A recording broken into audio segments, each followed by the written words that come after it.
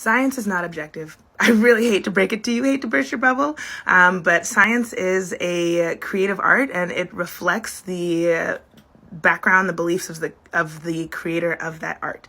And as a woman of color, the conclusions that I come to looking at the same exact data as a white scientist are going to be different. And I would often be called out for my takeaways and my ideas saying that I'm being subjective, and the reality of the fact is we are all being subjective, but white men get to ignore the fact that they're being subjective because they are the normal, the baseline, and their subjectivity is normalized, right?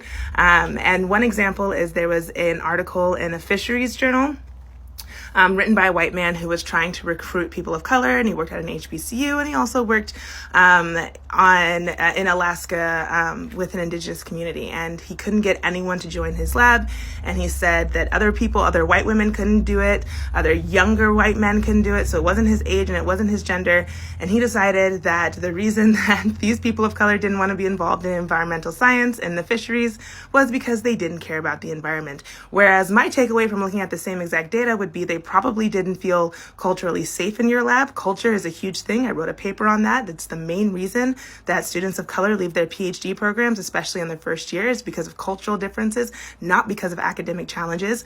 And so culture is one of the main reasons. Another reason is that in environmental sciences, there's often an expectation of free labor or of unpaid labor and volunteer hours, which people who come from low-income backgrounds don't have the freedom to participate in the same ways. And without this understanding, this man wrote in an article that in a journal that he was editor of that people of color didn't care about the environment. And this is kind of an exaggerated example, but we see examples of this everywhere in all research and science.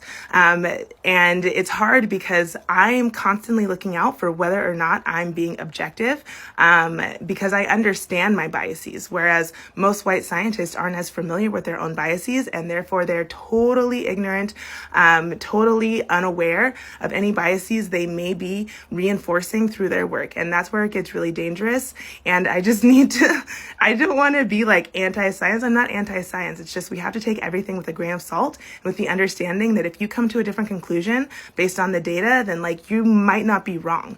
And also, I love bullying old white men and scientists, so I just thought this would be fun, and it has been.